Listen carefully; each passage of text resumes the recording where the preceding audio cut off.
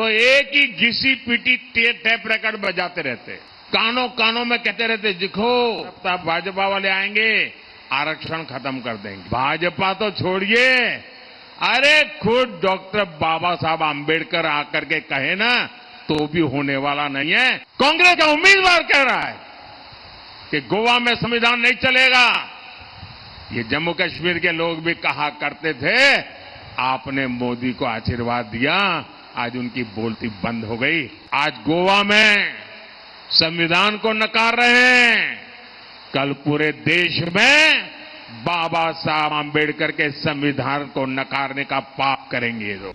पिछले 10 सालों में देश की छवि जिस तरह से पूरी दुनिया में चमकी है, देश का मान सम्मान बढ़ा है, देश ने एक नए आयाम को छुआ है, उससे एक बात तो साफ है कि विपक्ष को ये रास नहीं आ रहा।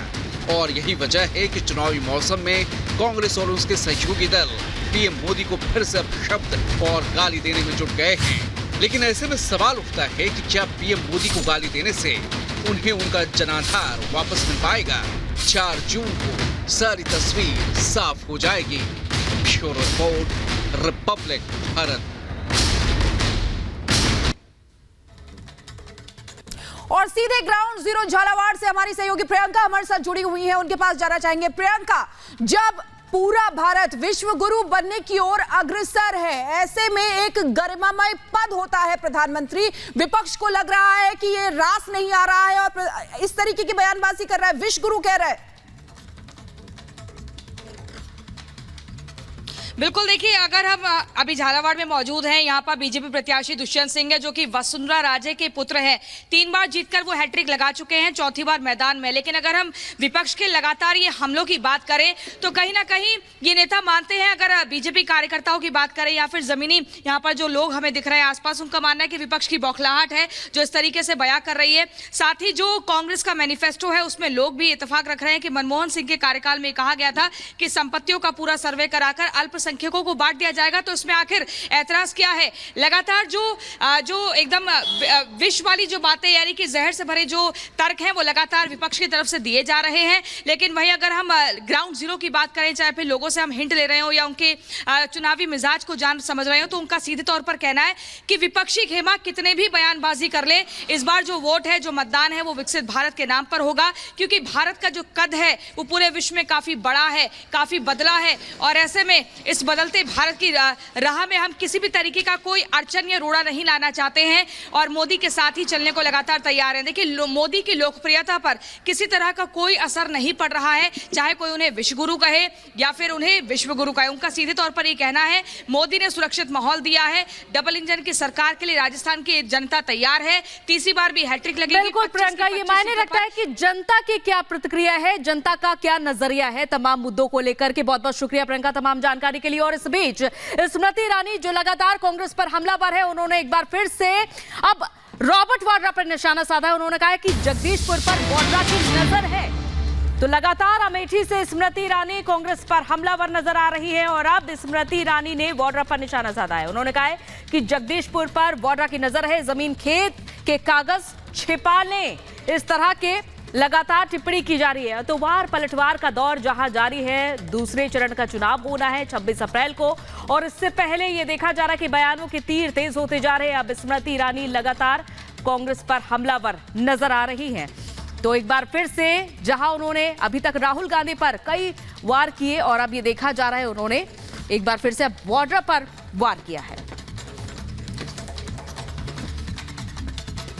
और 20 मई को अमेठी में चुनाव है, ऐसे में केंद्रीय मंत्री स्मृति ईरानी जोर शोर से चुनावी प्रचार करने में जुटी हुई हैं। उन्होंने राहुल गांधी के साथ साथ रॉबर्ट वाड्रा पर भी निशाना साधा है और अपनी इस बयान को, इस बात को वो प्रियंका गांधी के एक बयान से जोड़कर सही भी साबित कर रही हैं। रिपोर्ट आपको दिखाते हैं।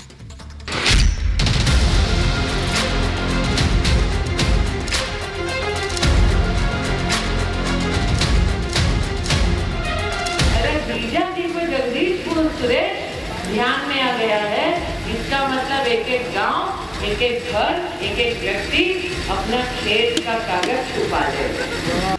अमेठी उत्तर प्रदेश के हाई प्रोफाइल सीटों में से एक है, जहां 2019 में जनता ने गांधी परिवार के युवराज को नकार दिया और बीजेपी की स्मृति ईरानी को मौका दिया। ऐसे में अमेठी में दोबारा कमल खिलाने के लिए केंद्रीय मंत्री दोगुनी ऊर्जा के साथ चुनावी मैदान में हैं।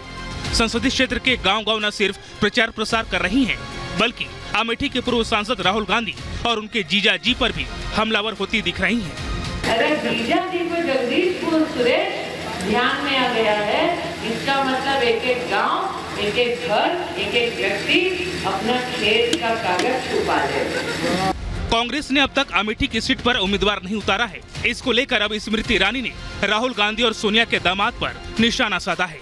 राहुल पर जहां अमेठी के गांव और गली के नाम ना पता होने की बात कही, तो वहीं जनता को बताया कि वाड्रा की जुबान पर सिर्फ जगदीशपुर का नाम है। और ऐसा क्यों, वो भी सुन लीजिए।